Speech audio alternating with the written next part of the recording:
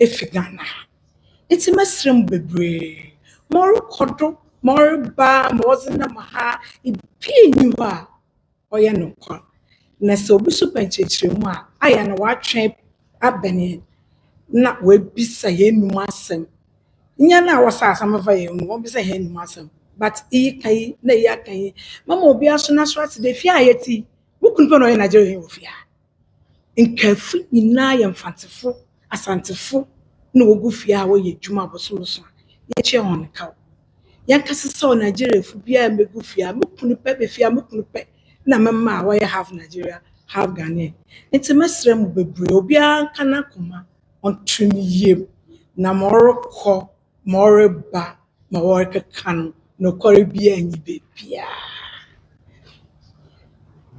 Thank you. Okay. Let me try.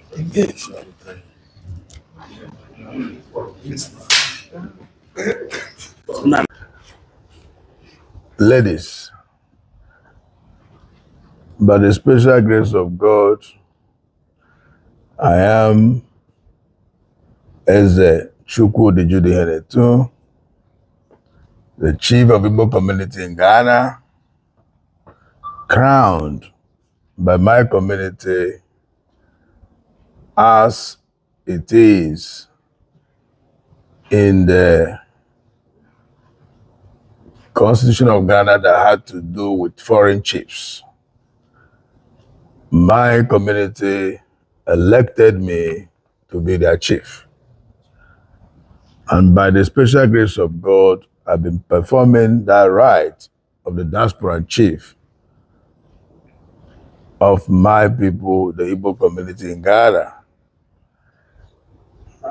And this is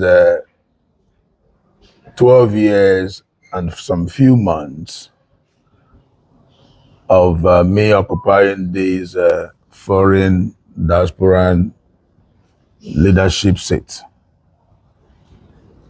And I must also say thank you for the people of Ghana, host nation, that accommodate us to live and dwell and do business in Ghana. I also want to say a big thank you to Ghana Traditional Council that recognize the Igbo throne, the Igbo diasporan throne in Ghana. I'll take you back a little bit. I did not make myself the Igbo chief.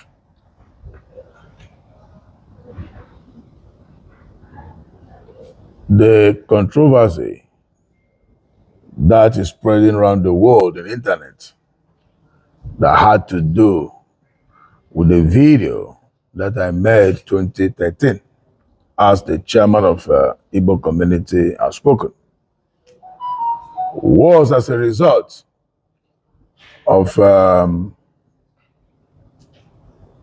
trade issue that Nigerians were having then with Ghana Trade Union, GUTA, from 2012 to 2013 thereabout. When the GUTA asked Nigerians to leave their local market, as the trade law established that foreigners are not supposed to be in a retail market, in a retail goods in the local market.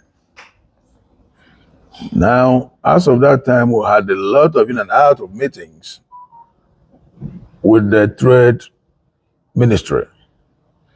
I can remember a couple of our meetings, some level of advices given to us that for we to go and build a mall that can accommodate us there so that we'll be able to get ourselves out from this misunderstanding with the Ghana Trade Union. Then we started thinking on how to develop this vision of getting a mall for ourselves. Then we thought of having this along and Flower Road. There is a good relationship we had with Nene Tepe, the paramount king of Ningo Pram Pram. Far back, 2008, 2009, we built primary school for them there to support the village, the education of the sons and daughters in that village. And we had a good relationship with him. And he had been telling us to get him investors because we have vast land and also beach areas. Then we remember there's opportunity over there. We can develop that mall there. We went to him for this beautiful idea. And we discussed this with him. And there, more idea come out of us. The idea of developing Igbo village as a business hub area. We discussed this with him, and the king was very happy for such vision, it's like an estate to come into his kingdom. He told us he can even offer us 200 acres of land. Not offer for free, but, for we to buy. We said it's too much. He said 100. We said 50 is okay for us. And he made his boys to go show us the land. We had videos, we had pictures. We come back to him, agreed on terms of payment. And we agreed that the payment to take place in tranches, 3 months. Then we came back. A week after, I had TV interview like as we are here, just like my president said. And through that interview, I said, we acquired 50 acres of land. We want to build Igbo village and talk about the vision. Remember, this is an agreement with the king. For 3 months' time, we have to go for payment. 3 months' time, we went in for payment, and the king told us there is litigation over the land. We should hold our money.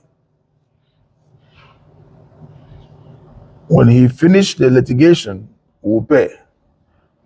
We keep going in and out from 2013 to 2014. He could not round up his litigation. Along the process, we are fed up of in and out. We forget about that project. Though sometimes we talk about the vision. That is how this project, we left it. The video you are seeing on the internet that I said we'll build Igbo village was made 2013, 12 years ago. If you look at my age now, then that time, no small baby. That time, you can see the video, how young I was then 12 years ago. Now, we have no piece of land acquired in Ningo Pram Pram for that project because it did not come to pass. Nowhere in Ghana we bought land for Igbo village till now, till tomorrow. But it was so bad that some of our bloggers misinterpreted the vision and they said, we want to build Igbo kingdom in Ghana. That is 100% lies. If you go back to that video, you see what I said is Igbo village. And the interpretation of village is different from kingdom. We have no any plan to build any kingdom in Ghana. We cannot build kingdom on top of someone's kingdom. It is impossible. But some mischievous, some of our sons and daughters that believe that through internet and through having more viewers, they'll be making money from there, now decided to tarnish the image of a humble person like me just for them to make money from the internet and giving wrong information. That's one. Two, the same people also trying to create misunderstanding between the two nations, Ghana and Nigeria, because of pew notes they are making from internet because of their followers. Without thinking the consequences of what they are doing, that this is enough to destroy image of a country, is enough to cause problem, is enough to cause xenophobia. If you look at the internet, there's so many AI videos against me. Some people will say I'm on the run. Some people will say I'm building a kingdom. I want to destroy Ghana. I want to rule Ghana. I want to, put Ghana in my pocket. Who am I to do this? And this is 100% mischievous. If they understand what they are doing, I don't think they would do this. They even put in internet that people has come to my house to protest. Nobody came to my house for protest. And that video is seriously causing problem. Our people back home, all over the world, are calling us, thinking that we are not safe in Ghana. But Ghana is one of the most safest countries in the world that accommodate everybody, that the security of Ghana is so good and so tight that people are comfortable living in Ghana. But what these internet bloggers are doing, they are rather destroying the image of the nation without thinking. By the grace of God, as we live in Ghana, doing our businesses, have our house where we live, when we grow old or we decide to relocate from Ghana, we will not take the properties home. It's already built in Ghana. It's also part of development. And we have businesses. We will not be part of anything that will destroy the nation. If anything that will destroy the nation come through us, that means our businesses, our properties will also be destroyed. A progressive man protects what belongs to him. A progressive man protects even ordinary of his pencil. In our various homes, when you buy a pencil, give to your children. This is yours, this is yours. Sometimes they write their names on the pencil. If the other person takes the pencil, the other one gets angry because they're taking his pencil. How much more we that have businesses? So I want to let the world know that every stories they are putting out there is not a real story. Thank God you will hear from that video clearly that is the village we are talking about. That was vision for 12 years ago. So there's no existence of such. Then, remember, I also married a Ghanaian for 28 years with 5 biological children and other adopted children that are also Ghanaians. Where on earth you think that I will be a part of destruction or a part of uncomfortable for the host nation when I have my seed here, being my children? They're Ghanaians and they're also Nigerians, but the first identity of them are Ghanaians.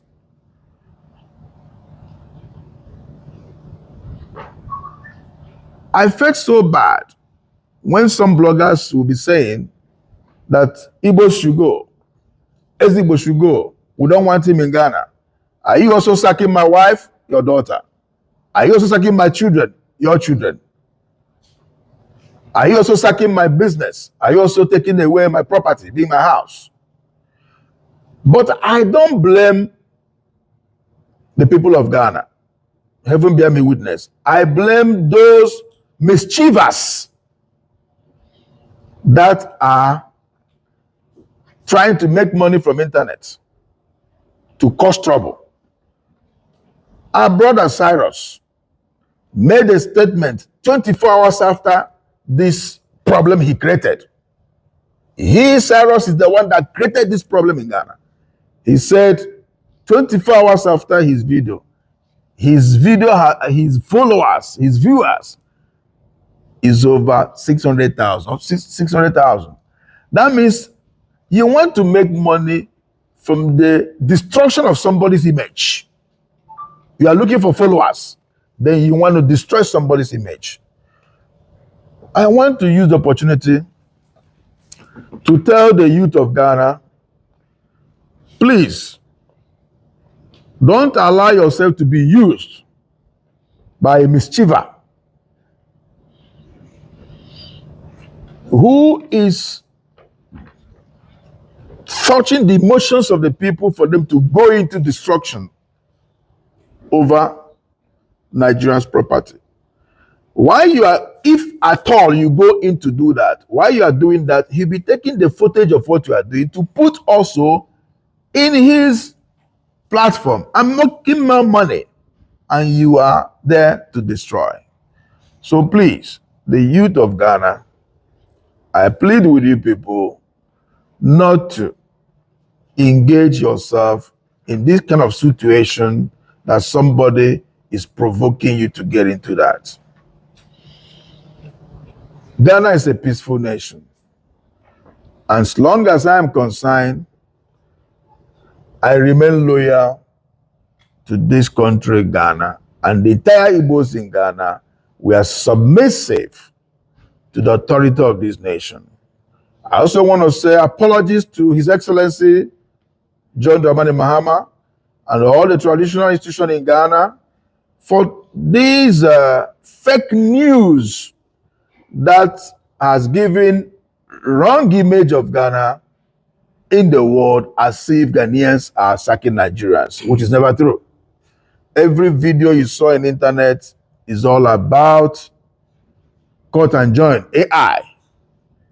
So please be rest assured that Igbos that live in Ghana, we are law-abiding citizens. Thank you. Okay, so we take 3 questions.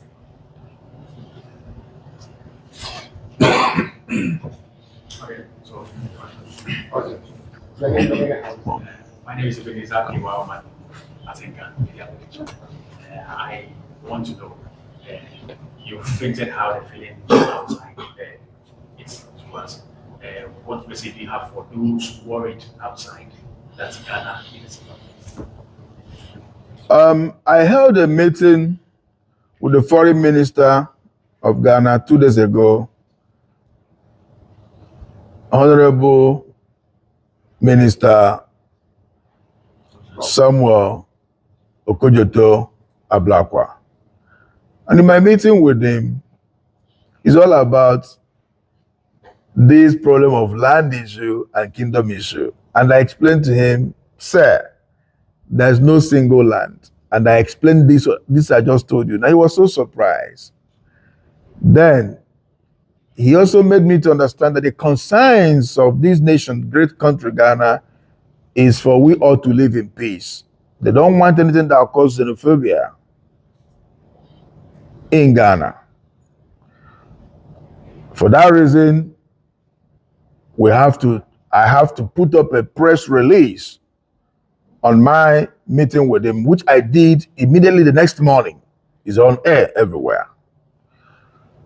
I want to tell everybody around the world, more especially Nigerians that are concerned about these social media fake informations that Ghanaians are beating Nigerians, destroying their businesses, asking them to go. I want to tell you that this is internet fake informations.